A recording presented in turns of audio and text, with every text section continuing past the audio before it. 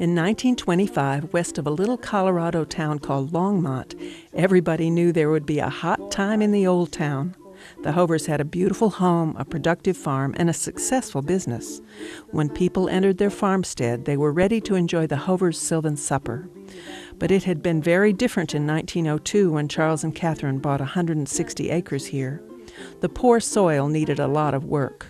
Farm life didn't offer all the opportunities Catherine had in Denver, and Beatrice was an orphan child who needed a loving family. The story of the Hovers is one of hope, determination, and commitment, and success. Charles, Catherine, and Beatrice made their own success at Hoverhome with its view of Long's Peak. This is their story on the day of their Sylvan Supper in 1925.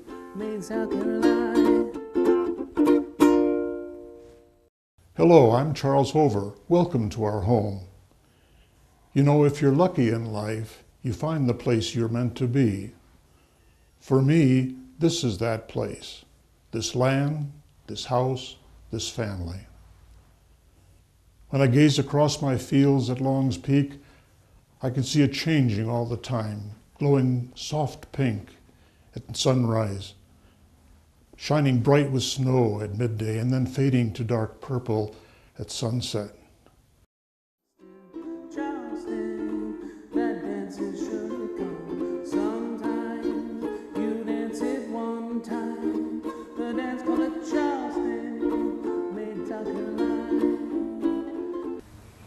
I am Catherine Hover, and I am so glad that you were able to join us for our Sylvan Supper.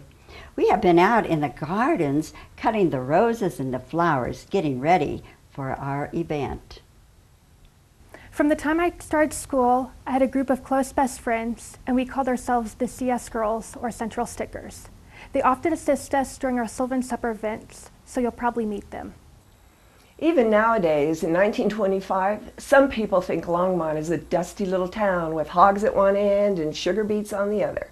But I learned differently. When Charles and Catherine bought their land in 1902, Longmont had about 2,000 people, 3 weekly newspapers, 1 daily newspaper, an opera house, and no saloons. I work this land for Mr. Hover. I'm Carl Ziegler. For 3 generations, my family has been tenant farmers. My father was a tenant farmer, his father was a tenant farmer, his father's father. 3 generations of Zieglers working the land with no hope to ever own it. This generation is going to be different because of Mr. Hover and me.